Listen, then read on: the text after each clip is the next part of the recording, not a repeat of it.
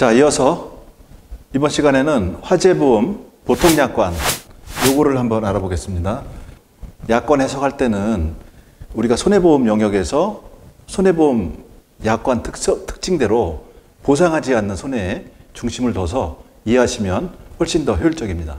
지금 보통약관에서 지금 여러 가지 나와 있는 내용이 어려울 게 없습니다. 제가 알려드린 대로 하나만 이해하시면 돼요. 자, 화재보험 보통약관은 약관에서 보상하는 손해 이 부분에서 가장 중요한 부분을 기억하세요. 자, 지금 약관 자체가 화재가 원인이에요. 화재. 약관은 원인과 결과가 같으면 부책입니다. 부책사유고, 원인과 결과가 다르면 그건 면책사유. 원인이 다르고 결과가 같으면 면책사유. 원인과 결과, 약관상에서 뭐뭐로 인해서 어떤 사고 이렇게 나옵니다. 지금 화재로 인하여예요. 불이 나야 되는 거예요. 불이 나고 그 다음에 그 결과가 뭐냐면, 결과는 직접 손해, 여기 연소예요. 원인은 화재, 결과는 불이 나는데 연소. 결국에 타야 된다는 거죠. 탄다는 얘기예요. 탄다. 불이 나서 목적물이 연소되면 보상하는 손해예요. 그 외에는 없습니다. 지금 나머지 면책조항 그걸 보시면 거기 내용이 전부 그 내용으로 나올 거예요.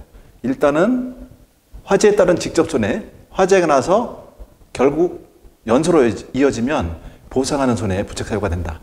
자, 그게 1번이고, 두 번째는 소방손해예요. 이 소방손해는 지금 1번 항목에서 제가 뭐라 그랬죠? 화재가 나서 타야 된다고 그랬잖아요. 그런데 이 소방손해는 타지 않고 연소가 되지 않고 발생한 손해를 해줘요. 자, 예를 들자면 이 소방손해는 약관에 그냥 간단하게 나와 있어요. 어떻게? 화재 진압 시 발생한 손해예요. 네. 요게 간단하게 지금 명시가 되어 있기 때문에 이걸 예를 한번 들어볼게요. 자, 한 5층짜리 건물이 있고요. 여기 4층 정도에서 PC방이 있어요. 이 PC방에서 화재가 난 거예요.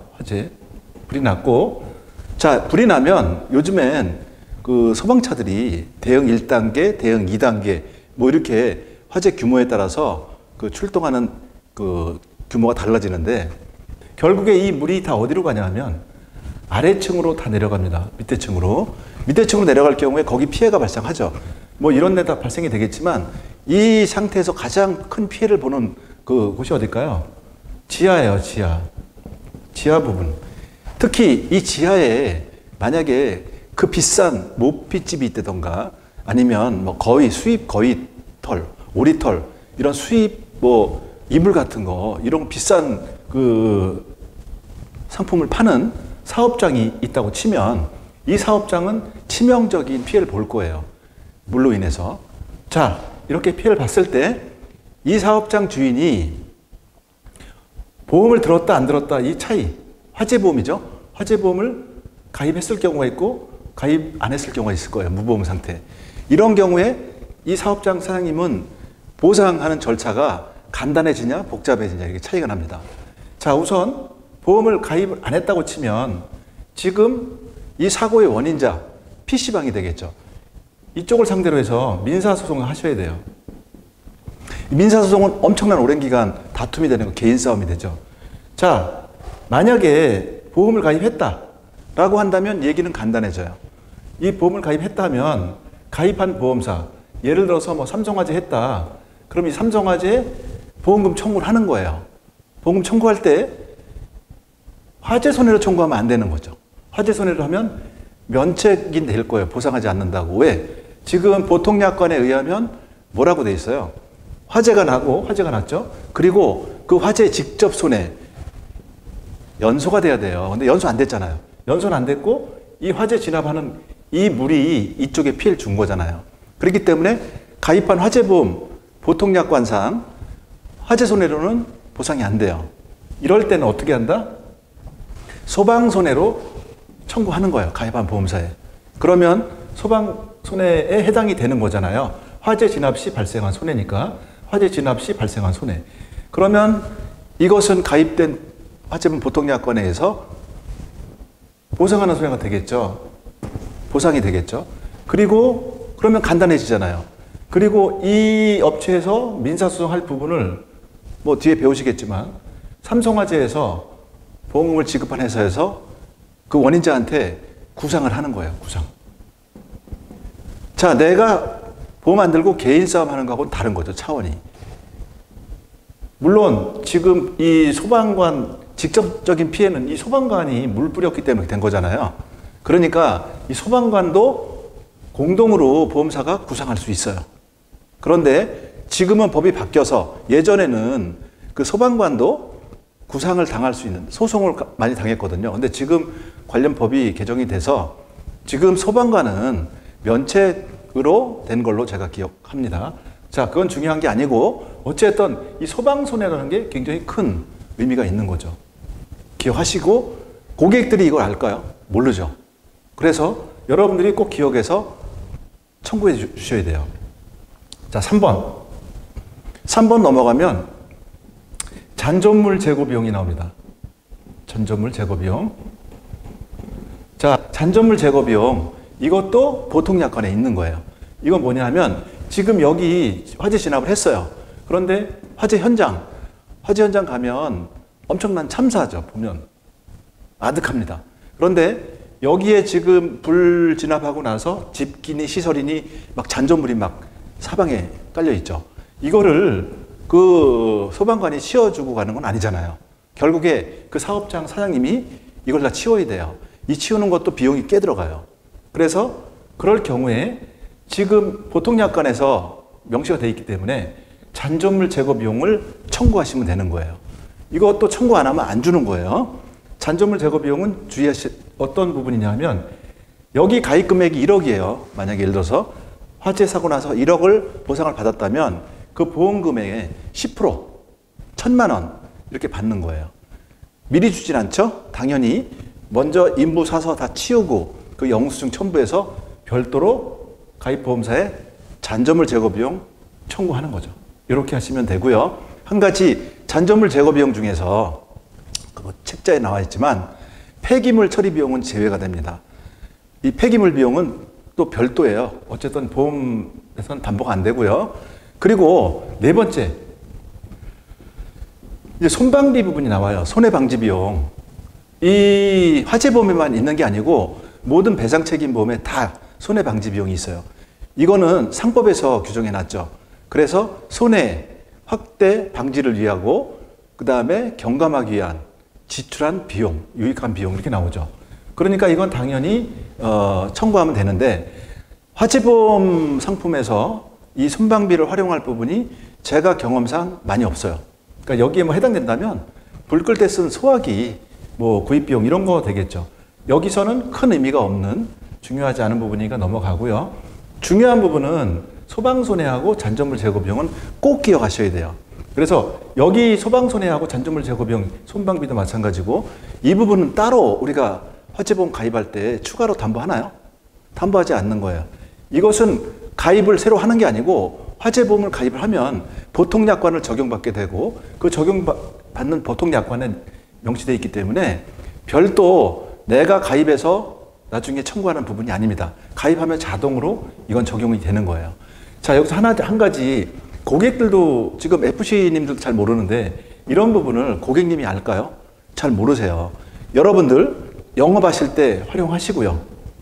영업할 때 어떻게 활용하느냐? 제 강의는 실전 재물보험이에요. 그래서 이론을 위주로 가는 게 아니고 이론 속에 실제 제가 영업했던 사례 이런 것들 나오는데 여기 지하에 가입이 안 돼 있는데 대부분 보면 자긴 불이 안 난다고 생각해요. 자기 사무실은 10년 했는데 불 안 난다. 이런 분들이 많이 있거든요. 자, 그럴 경우에 니즈 환기예요. 선생님, 이걸 설명해 주고 선생님, 보험 가입해서 불이 안 나더라도 이런 옆에 불나갖고 이런 일이 벌어질 수 있다. 하게 되면 이렇게 사장님 개인끼리 민사할 게 아니라 그 가입한 보험으로 처리할 수 있는 부분이 나온다. 지하에 고가의 물 피해를 보고 손상이 많이 가는 상품을 갖고 있는 사업장 같은 데는 이게 니즈한 게 좋습니다. 여러분들이 활용하셔야 돼요. 자, 지금 마찬가지로 이것은 우리가 보통 약관을 잘 읽어보지 않으면 숨어있는 항목들 있죠. 이런 것들 여러분들이 잘 체크하셔서 기존에 가입한 고객들 나중에 사고 났을 때 활용해 주시고 청구해 주시고, 그리고 미가입된 사업장들 중에 제가 얘기드렸던 이런 환경에 있는 사업장들은 영업할 때 화법으로 쓰시고요. 그래서 보통 보험사 우리가 전산 심사 받을 때 보면 그 물건 동산일 경우에요. 이 동산이 어디에 있느냐도 따져요, 보험사가. 그래서 지하 소재 물건을 싫어하는 거예요, 보험사들은. 다 이런 이유가 있기 때문에. 자, 그거 참고적으로 제가 팁을 드린 거고요. 지금 한 가지, 여러분들이 지금 이런 걸 배워서 활용을 하시라고 하는 건데, 결국에 이건 보험사가 나머지 불나서 뭐 기본담보, 건물담보 나오는 건 다 알아요. 그런데 이런 부분은 숨어 있거든요. 보험사가 친절하게 이걸 다 챙겨주면 좋겠는데 그런 보험사는 거의 없어요. 챙겨주지 않죠. 그래서 여러분들이 이걸 활용하셔서 고객들한테 영업할 때 활용하시고, 우리 마찬가지죠. 보험사 챙겨주지 않는데, 그래서 우리가 약관 공부를 하다 보면 권리 위에 잠자는 자 보호받지 못한다 이런 말이 있잖아요. 내가 당연히 권리를 주장할 수 있는데, 청구할 수 있는데 모르면 청구 못하는 거예요. 그러니까 여러분들도 지금 이번 시간에 배웠던 내용 중에 요건 잊지 마시고 영업에 활용하시기 바랍니다. 자, 그리고 그 밑에 보면 이제 명기물건이 나와요. 자, 거기 명기물건 가로치고 증권의 기재 이렇게 돼 있죠. 이건 너무 중요한 얘기이기 때문에 꼭 기억하셔야 됩니다. 명기는 결국에 증권에 기재해서 나온 내용인데, 이 명기의 의미는요, 지금 거기서는 뭐 화폐, 유가증권, 귀금속, 뭐 또 금형, 목형 나오죠.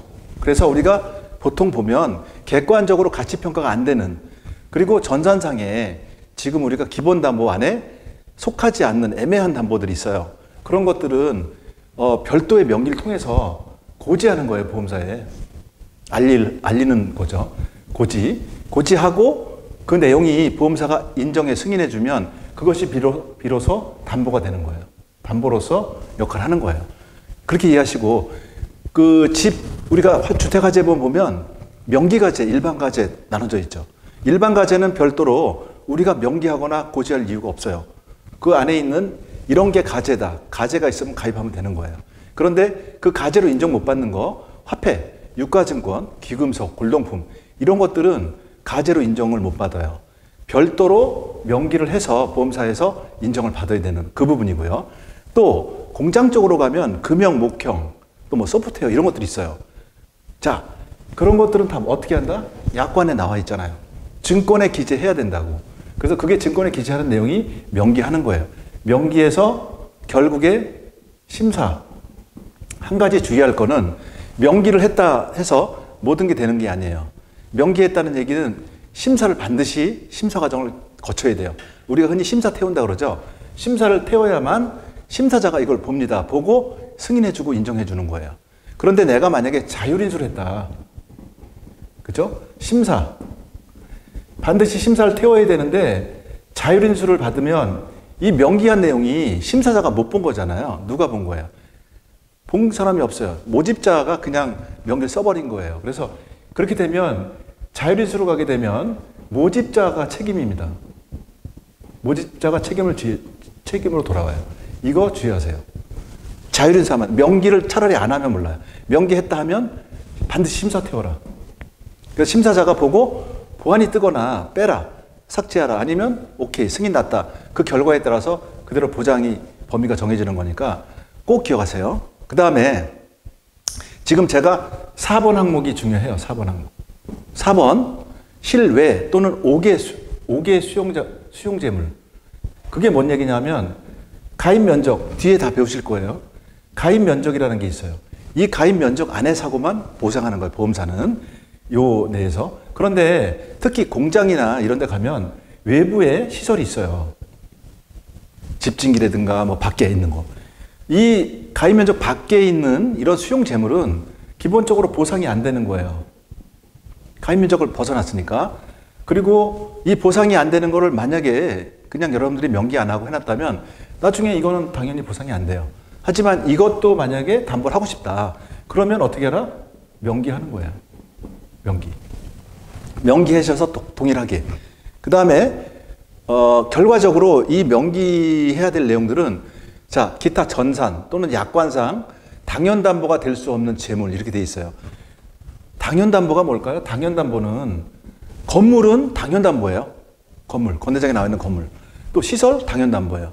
직기비품 당연담보고. 이렇게 당연담보는 별도의 명기 필요 없어도 보험사가 미리 규정해 놓은 그 담보를 알렸기 때문에 이거는 명기할 의미가 없죠. 단지 당연담보가 아닌 것들, 지금 이런 것들이죠. 5개 재물 이런 것들은 당연담보가 아니잖아요. 이런 것들은 반드시 명기해서 심사, 명기하면 이걸 그대로 지키셔야 돼요. 그렇게 해서 인수가 돼야지만 되는 거고 삭제하라 했으면 빼야 돼요. 빼고 가셔야 되고. 자, 지금 화재보험 보통약관에 나온 얘기를 해드리는 거예요. 자, 보상하는 손해에서 주의해야 될 부분을 설명드렸고, 그 다음에 밑에 가면 이제 주요 면책조항이 나옵니다. 면책조항. 보상하지 않는 손해죠. 자, 여기도 1번, 2번, 3번, 4번, 5번. 그 외에도 많은 약관 체계는 여러 개 나오지만 대표적인 면책 사유를 제가 지금 나열해 놓은 거고. 자, 1번, 이건 너무 당연한 얘기잖아요. 고의. 일부러 불낸 거 안 되는 거죠. 이건 별도 설명이 없더라도 아실 거고. 자, 2번, 3번, 4번, 5번을 보자고요. 2번, 폭발, 파열. 이 얘기는 뭐냐면 지금 주택 물건을 제외한 일반 물건, 공장 물건, 화재보험 물건 중에는 화재보험 약관상 폭발 사고가 된 부분은 그 폭발로 끝난 거죠. 폭발 사고가 된 거는 면책이 돼요. 그 부분은 별도로 담보해야 돼요. 왜 그러냐 하면 화재보험 아까 보상하는 손해에서 규정된 거 꼭 기억하시라 그랬죠. 화재 손해에서 그 보험 성립이 되려면 불이 나야 되죠. 그 다음에 결과적으로 연소 타야 된단 말이에요. 자, 지금 이 얘기는 뭐냐면 2번 항목 폭발 파열로 발생한 손해 딱 끊어졌죠. 그런데 이 폭발 파열 폭발되고 난 다음에 이 가스통이 터졌어요. 터지고 나서 이것 때문에 불이 났다. 그러면 결과는 뭐죠? 이 폭발 파열로 인해서 연소로 이어졌잖아요. 결과가 연소됐기 때문에 이 폭발 파열하고 관계없는 거예요. 폭발 파열되고 연소로 화재로 안 이어지고 다 집기니 뭐니 다 무너지고 사람 다치고 깨지고 했다면 그 상태에서 끝이 났다면 당연히 화재보험 보통약관에서는 연소가 안 됐기 때문에 화재 사고로 처리가 안 된다는 얘기예요. 그래서 그럴 경우는 별도의 특약이 있다. 그게 바로 군해폭발 특약이에요. 군해폭발. 지금 이제 뒤에 또 나오는 여러 가지 그 특약들이 있지만 이렇게 생각하시면 됩니다. 화재보험에서 보통약관에서 연소가 안 된 타지 않은 사고는 다 면책이잖아요. 그러니까 특약은 뭐냐면 결국 거의 화재가 나서 연소 안 된 상황을 전부 특약으로 커버하는 거예요. 밑에 볼까요? 또 지금 화재가 발생할 도난손해 이것도 만약에 다 타버렸으면 뭐 도난손해 상관없죠. 이미 탔기 때문에 화재손해 나오는 거예요. 다 재가 된 걸 누가 훔쳐갈까요? 그러니까 결국에 불이 안 탄 거죠. 그 다음에 4번 오해가 많은 사람들 오해가 많죠. 전기적 장치로 생긴 전기적 사고손해 거기도 마찬가지예요. 전기적 사고손해. 전기용 손해라는 게 특약을 넣으라고 돼 있잖아요. 이 얘기는 뭐냐면 지금 전기적 장치로 생긴 전기사고 어떤 거냐면 보통 우리가 가정에서 옛날 두꺼비집이라고 오래전에 두꺼비집이라고 있었죠. 전기가 너무 세게 들어오면 차단해주는. 자, 이런 걸 배전반이라고 해요, 지금. 그래서 이 배전반은 가정에도 있지만 사업장에는 거의 있어요. 노래방, 또 뭐 PC방, 전기 많이 쓰는데. 자, 여름에 막 그 천둥 번개 치는 장마철에 그 천둥 번개 때문에 이 배전반이 고장날 수가 있어요. 또 뭐 그 아까 제가 얘기했던 뭐 개폐기, 정류기, 발전기 이런 것들이 전기 장치가 우연한 사고로 고장이 나는 거예요. 또 과전압 이런 게 많죠. 전압이 너무 걸려서 뭐 자체 손상이 간다든가 결국 우연한 사고가 나면 되는 거예요. 그런데 왜 여기다 이걸 넣어놨을까요? 전기 장치도 마찬가지로 화재보험에 기본 담보에 담보가 돼 있어요. 불 났으면 다 나오는 거예요. 그런데 불하고 관계없이 어떤 일이죠? 그냥 전기 그 장치가 그냥 손상간 거예요. 화재하고 관계없이. 그러니까 그럴 경우에는 화재보험에서 특약을 넣어놓으면, 전기염손에 특약을 넣어놓으면 화재하고 관계없이 그 전기시설 고장난 부분을 해주겠다는 거예요. 이게 누전 이런 거 관계없어요. 누전 뭐 전기염손에 안 넣으면 누전됐을 때 안 해주냐 이런 게 아니에요. 전기 장치 자체 그 우연한 손상 간 거 이걸 해주는 내용이에요. 그래서 이 전기염손에 꼭 기억하시고 지금 보시면 밑에 또 5번 항목에 지진혁명 나와 있죠. 불가항력적인 자연재해는 우리가 보험에서 보험 성립이 안 되는 거 다 아시잖아요. 그런데 지금 거기 지진위험 특약이 있죠. 지진위험 특약. 이 지진위험 특약이 화재보험에 있어요. 불가항력적인 자연재해인데 이 부분 특약을 넣게 되면, 자, 이게 한 몇 년 전에 경주에서 지진이 크게 났잖아요. 지진사고. 그때 화재보험이 엄청 팔렸던 걸로 알아요. 제 수강생분들도 경주 쪽에 많이 계신 분들이 뭐 하루에 뭐 20건 팔았어요. 막 하는데 이것 때문에 화재보험을 들었던 거죠. 그러니까 화재보험에는 지진위험 특약이 있다. 그 정도 아시면 되고요. 자, 지금 결론적으로 얘기하면 면책조항을 이렇게 생각하셔야 돼요. 여러 가지 항목이 나오지만 화재가 나서 연소되지 않는 손해는 전부 특약으로 해야 된다. 화재 나서 타지 않으면 일단 보상하지 않으니까요. 그래서 그 화재 사고 났을 때 화재로 이어지지 않는 그런 유형의 사고들은 특약에서 찾아야 돼요. 대표적으로 군해 폭발 아까 설명드렸고, 뭐 지금 전기염손의 특약도 마찬가지고, 이런 부분을 찾으면 돼요. 그러니까 보통 약관에서 화재 사고 나서 불나서 타버리면 끝. 그러면 더 골아플 게 없어요. 여러분들 헷갈릴게. 거기서 안 탔을 경우, 그 목적물이 연소가 안 됐을 경우에 그걸 대비해서 특약들을 쓰면 된다. 이렇게 이해하시면 지금 화재보험 보통약관 보상하는 손해하고 보상하지 않는 면책조항, 요거는 충분히 여러분들이 이 정도만 알면 영업하실 때 도움이 될 겁니다.